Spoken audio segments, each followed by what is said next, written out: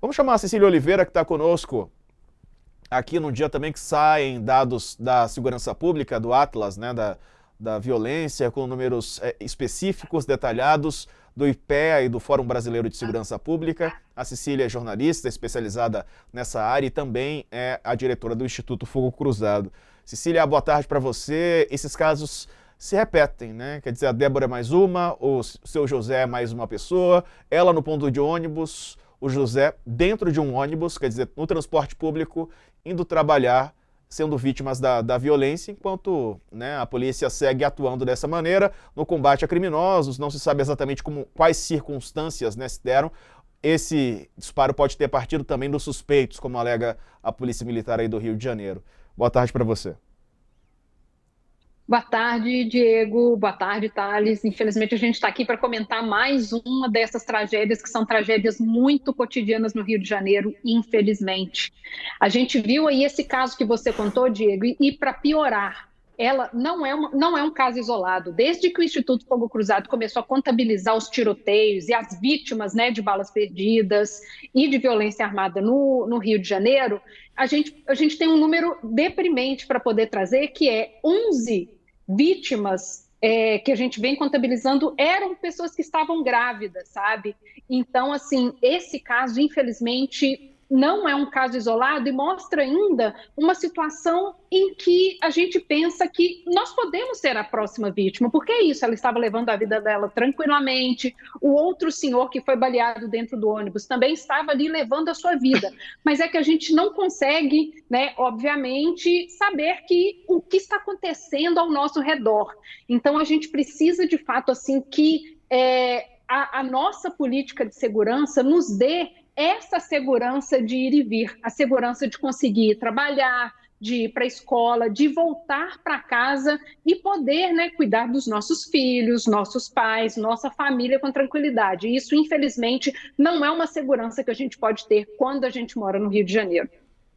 Cecília, a gente sequer tem a segurança de que a bala que atingiu essas duas pessoas é uma bala dos bandidos ou dos policiais. Há vários casos em que as balas são de policiais e há casos em que também é de bandido. De qualquer maneira, o que eu lhe pergunto é o seguinte: esse tipo de abordagem, ela ferir as pessoas, atingir pessoas que estão passando essa grávida, estava num ponto de ônibus, o senhor estava, o idoso estava dentro de um ônibus. Quer dizer, pessoas, como você falou, que estão vivendo a sua vida normalmente e, de repente, são abalroadas por um projétil desses.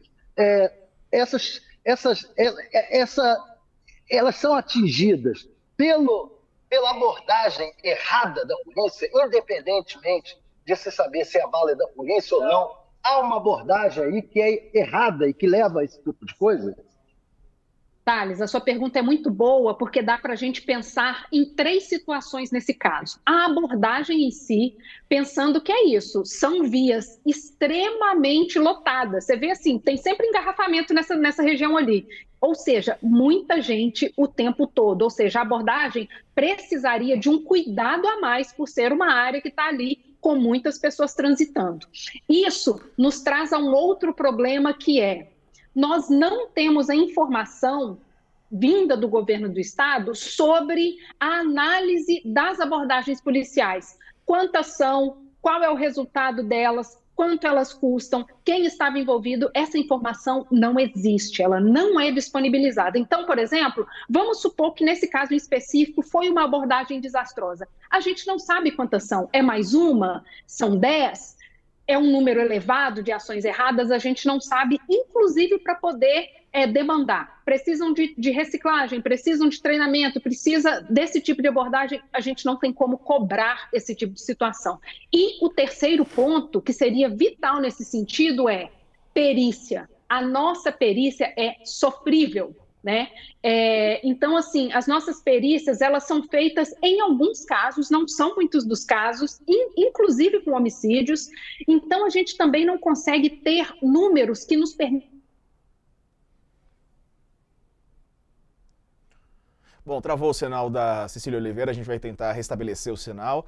Estamos falando sobre a violência, a insegurança, né, que atinge a maior parte das cidades do Brasil, Thales. Hoje o Atlas da Violência mostrou os números, né, dessa insegurança, não só no Rio de Janeiro. Aliás, a Bahia é o estado que concentra o maior número de cidades com um elevado número de letalidade, né, de mortes, com esse grau de insegurança muito grande. Tem 7 de cada 10 das 10 principais cidades, né, com esse número negativo, né, 7 são da Bahia, quer dizer, é um estado governado pelo PT. A gente estava falando do Rio de Janeiro, que é do Cláudio Castro, governado pelo PL, tem o Tarcísio de Freitas em São Paulo, que é do Republicanos, enfim. Mas como é que você vê? É um avanço da criminalidade, né, e as facções criminosas em todos os estados, né? Desde aqueles comandados pela esquerda, aqueles da direita, e a gente vê a violência policial também crescente nessas duas vertentes aí de política,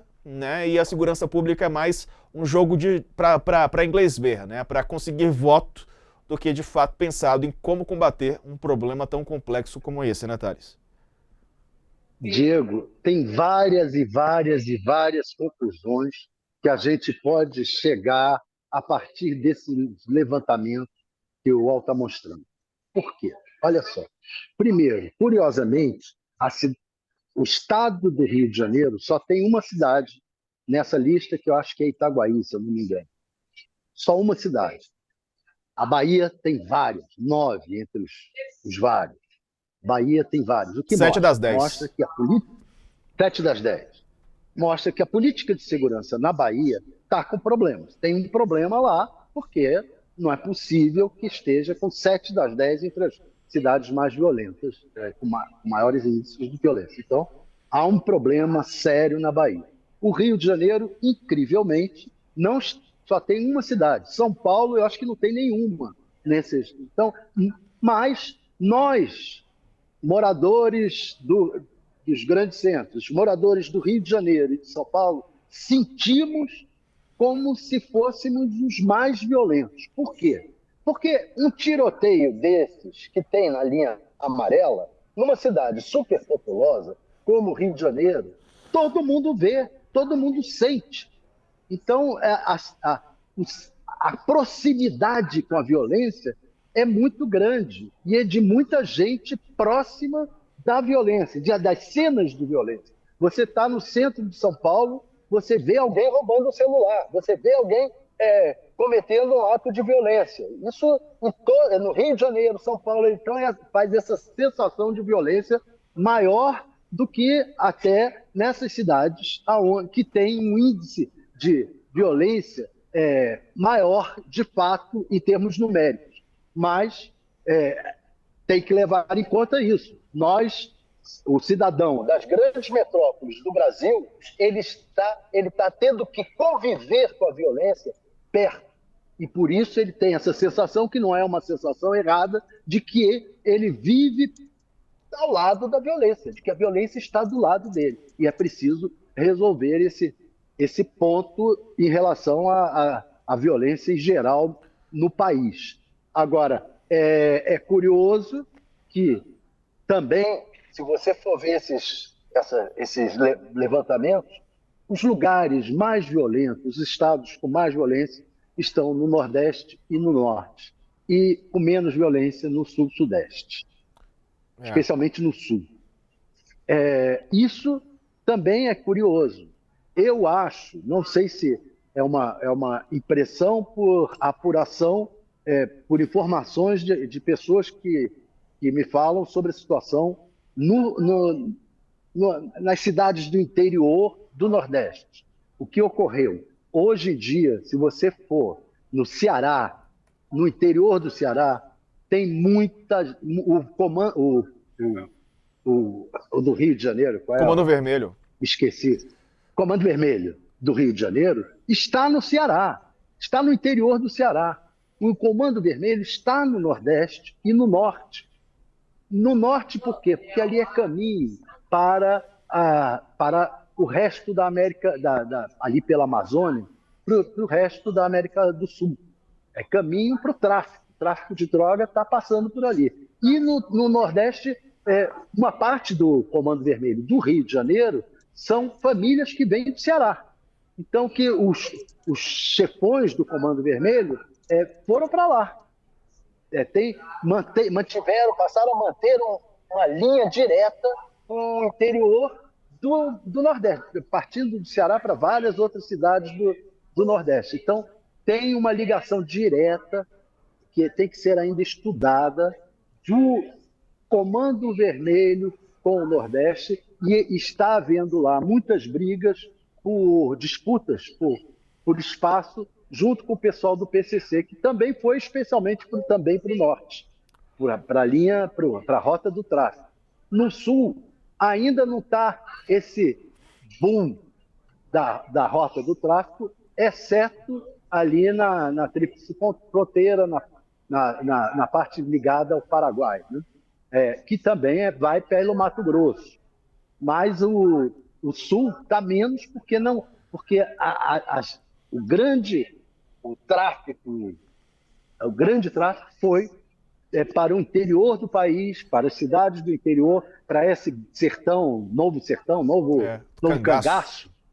Ô, Thales, só para mostrar aqui o gráfico, né, das cidades, e quando a gente considera proporcionalmente que tem um ranking de taxa de homicídios maior, estimado por 100 mil habitantes, veja que quem lidera é Santo Antônio de Jesus, na Bahia, depois Jequié, na Bahia, Simões Filho, na Bahia, Camaçari, na Bahia, Juazeiro, na Bahia, depois vem Altamira, no Pará, Sorriso, no Mato Grosso, Cabo de Santo Agostinho, Pernambuco, Salvador é a primeira capital da Bahia, Feira de Santana, Bahia, depois Mossoró, no Rio Grande do Norte, Itabaiana, em Sergipe, e segue, né?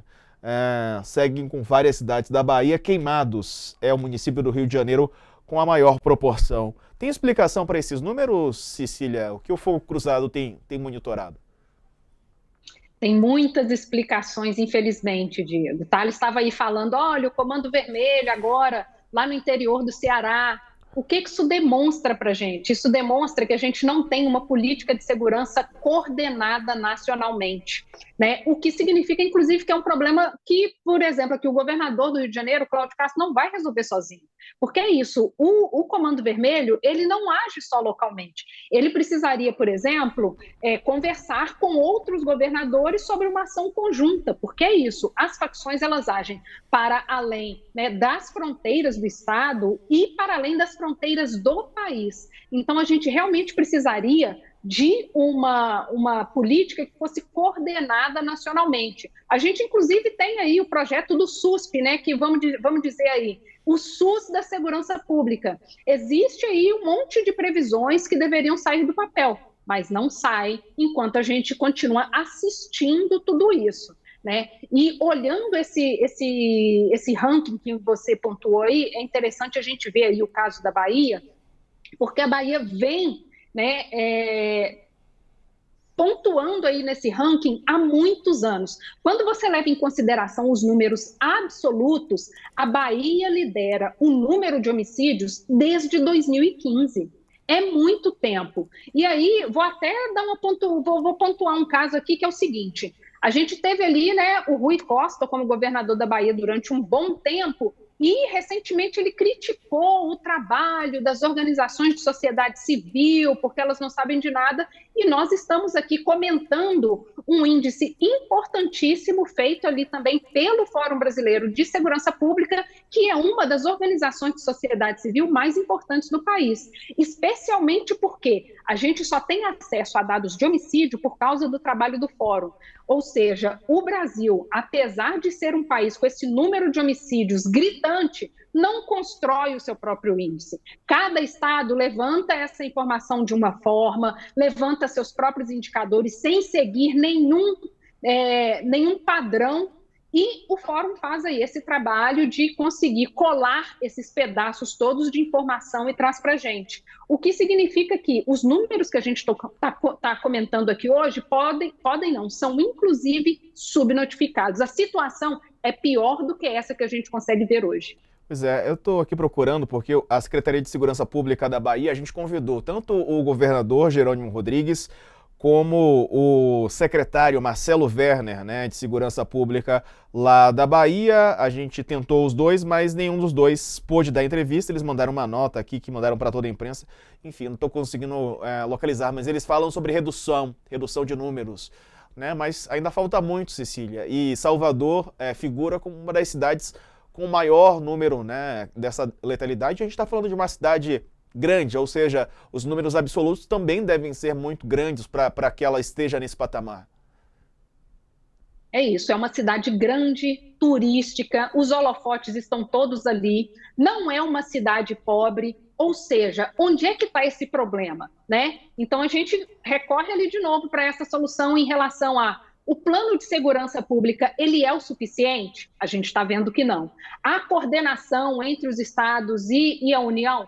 Estamos vendo que não. Existe aí um planejamento específico para tratar sobre os homicídios, porque a gente sabe, né? Tem toda uma série de outros crimes também que compõem ali o Atlas, a gente sabe que não. Então, não adianta só mandar uma nota, não adianta não comparecer às entrevistas, porque o pessoal que mora ali em Salvador, na região metropolitana, eles estão vendo o que está acontecendo. E eles estão sofrendo isso dentro de casa, porque, né, é quem perde mãe, quem perde filho, quem perde pai, quem perde o arrimo de família. Então, eles precisam prestar contas a essa população. Estou aqui com a nota. A Secretaria de Segurança Pública da Bahia, viu, Thales, ressalta que a redução de mortes violentas é uma prioridade do Estado. E aí fala que nos últimos 7 anos o índice apresentou uma diminuição de 27%. Destaca ainda que nos últimos 17 meses a Polícia da Bahia apreendeu 80 fuzis, localizou 81 líderes de facções, retirou das ruas 15 toneladas de drogas e apreendeu 9.000 armas de fogo, além de capturar 26.000 criminosos. Bom, mas a taxa de letalidade ainda é muito alta, né? Precisa muito trabalho ser feito. Você ia falar alguma coisa, Thales? Bem, não adianta eles fazerem mágica, tentarem fazer mágica com os números. O fato é que a situação da violência na Bahia é muito grave, muito grave. E coloca uma questão para a gente, por que isso ocorre? Eu tive conversando com deputados da Bahia e perguntando, vem cá, por que isso? O que eles me dizem é o seguinte, houve uma revolta de policiais da PM lá e o governador Rui Costa, quando assumiu, fez um certo acordo de, olha, eu não me meto com a PM, fez um acerto financeiro de salários, etc., e fez um acordo de, olha, eu não me meto mais com a PM, não reprimo vocês, e vocês também não fazem mais movimentações contra o governo. A partir desse tipo de acordo, a PM se sentiu liberada para agir da forma que ela quer. É uma das PMs mais violentas do Brasil. É muito violenta a PM da Bahia. E aí, deu nisso. Não existia de fato uma política de segurança. O governo atual da Bahia, o sucessor do Rui Costa, e o Rui Costa é uma personalidade um pouco, digamos assim, avessa à crítica.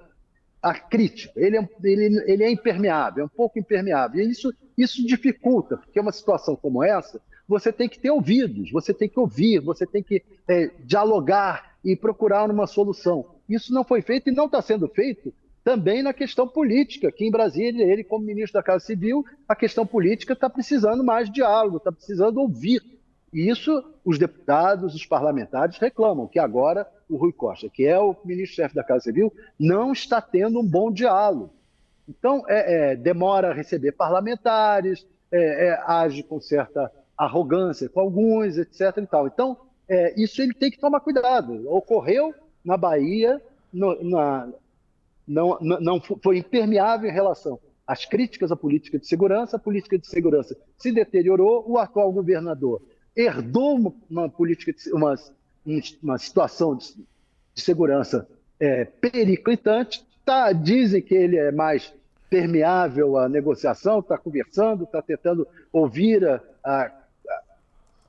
quem tem que ouvir, né, os especialistas, etc., mas não está ainda solucionando. Está muito ruim, mas houve, de fato, uma certa melhora, digamos assim, mas não o suficiente para a situação em que está a Bahia. E outra questão que é para Thales? pensar... Ah. Oi. Não, conclua, eu quero trazer uma nova notícia. Vai lá. Tá.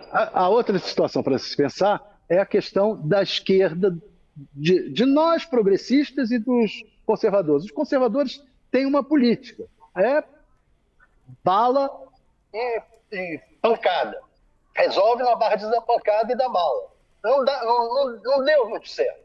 A esquerda e os progressistas dizem, não, vamos tentar ver se a questão social tal, e a questão social realmente tem que ser encarada, mas não existe ainda uma política da esquerda e dos progressistas que tenha dado certo no combate à criminalidade. E isso é uma questão que a esquerda tem que se pensar. Exatamente. Cecília, acaba de sair uma nova notícia, eu vou pedir sua avaliação, a quente.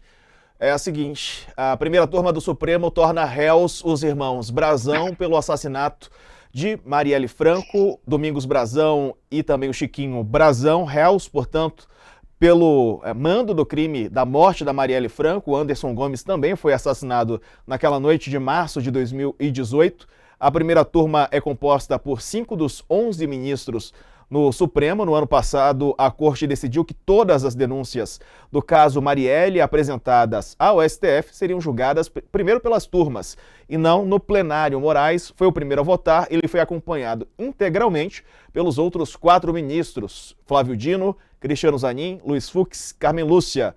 O relator reforçou que não se trata de julgar os acusados no mérito, se cometeram o crime ou não, mas sim acatar a denúncia. A denúncia foi apresentada pela PGR em maio contra os supostos mandantes. Chiquinho Brasil, deputado federal, acusado de homicídio, tentativa de homicídio e organização criminosa. O Domingos Brazão, conselheiro do Tribunal de Contas do Rio de Janeiro, acusado de homicídio, tentativa e organização criminosa. Também foram denunciados Rivaldo Barbosa, Ronald Paulo de Alves e Robson Calisto. Moraes ordenou que a Câmara seja comunicada sobre o resultado do julgamento, considerando que Chiquinho Brazão tem mandato. Para a PGR, o assassinato ocorreu a mando dos Brazão e foi planejada pelo delegado Rivaldo Barbosa. Cecília, os irmãos Brazão agora réus, né? O mérito não foi analisado, mas foi aceita a denúncia, mais um passo, né? E a denúncia da PGR falava sobre um lote da milícia que seria dado para que o crime fosse executado, né? Enfim, teria a ver com essa disputa de territórios aí no Rio de Janeiro. A gente sabe que aqui no Rio de Janeiro a cidade, o estado, ele é loteado entre grupos armados e muitos desses grupos armados têm ligação direta com a política, né, como é o caso das milícias, que é inclusive um dos argumentos que entrou nesse julgamento é essa conexão entre milícia e os grupos políticos. E você estava falando aí, Diego, o nome, né, da família Brazão e tudo. Quem acompanha aí o mínimo da história do Rio pode lembrar aí da CPI das milícias, né? Mais de uma década atrás. Esses nomes já estavam lá. Então, assim, se nós tivéssemos trabalhado, né, de fato, o resultado de toda aquela análise, aquela investigação que foi feita lá em 2008, talvez a gente não tivesse comentando essa notícia aqui, porque talvez esse crime não tivesse nem acontecido. Mas a gente, infelizmente, permitiu, né, como sociedade, como o pessoal que é responsável por fazer as políticas públicas, que esses grupos se fortalecessem e ficassem muito à vontade para poder cometer crimes à luz no meio do centro da cidade, né? E contar aí com essa, vamos dizer, entre muitas aspas, benevolência das investigações, que é isso, como é que você pensa? Se você é um cidadão comum, como que você enxerga a notícia de que uma vereadora, o crime contra a vida de uma vereadora demorou mais de 5 anos para poder caminhar um pouquinho? Se você é uma pessoa comum, com a sua vida ali ordinária de acordar, ir para o trabalho, quem é que vai se preocupar com você? Né? Então, assim, a gente precisa levar essas coisas em consideração, porque prestar contas à população sobre homicídios é muito importante, inclusive para que a população volte a confiar em quem faz política pública, em quem investiga, em quem tem a responsabilidade de cuidar da nossa segurança, o que não é o caso. E a Marielle, né, e acompanhou esse caso tão de perto, como é para você ver agora réus, né, quer dizer, concretizar essa investigação que demorou tanto, né, e que parece que houve tantos empecilhos para que ela andasse? Olha, Diego, quando esse crime aconteceu, eu lembro que eu estava ali de plantão no Fogo Cruzado, eu era a pessoa responsável por notificar, né, aqueles tiros. Eu lembro exatamente daquela noite, onde eu notifiquei um tiro ali no centro da cidade, e depois foram chegando essas notícias de quem era, o que tinha acontecido, e era uma coisa assim que você não, apesar do Rio de Janeiro ser o Rio de Janeiro, você não vê isso com tanta... todos os dias, apesar de se matar muitíssimo no Rio de Janeiro em relação à política, mas esses crimes acontecem em municípios da Baixada, por exemplo. É mais comum fora da capital do estado, né? Então isso demonstra aí uma tranquilidade, uma confiança muito grande de que nada iria acontecer. E o que é pior, a gente nem pode discordar tanto deles assim, porque nesse quesito eles realmente estavam certos. Então nos deixa a sensação não apenas de insegurança, porque, né, a gente estava aqui inclusive comentando casos de que você não consegue nem ir trabalhar, pegar um ônibus, mas também em relação àquela sensação de justiça que a gente nunca alcança, porque é muito raro você ver uma família conseguir ver a resolução do seu caso. Então, isso tudo influi aí no que a gente espera de um Estado, no que a gente espera da sociedade, na confiança que a gente tem nas instituições, na própria democracia. Isso corrompe tudo que a gente conhece como aquilo que poderia nos dar segurança. É isso, Cecília. Obrigado pela participação aqui conosco, viu? Um abraço para você, uma boa semana. Para vocês também, colegas.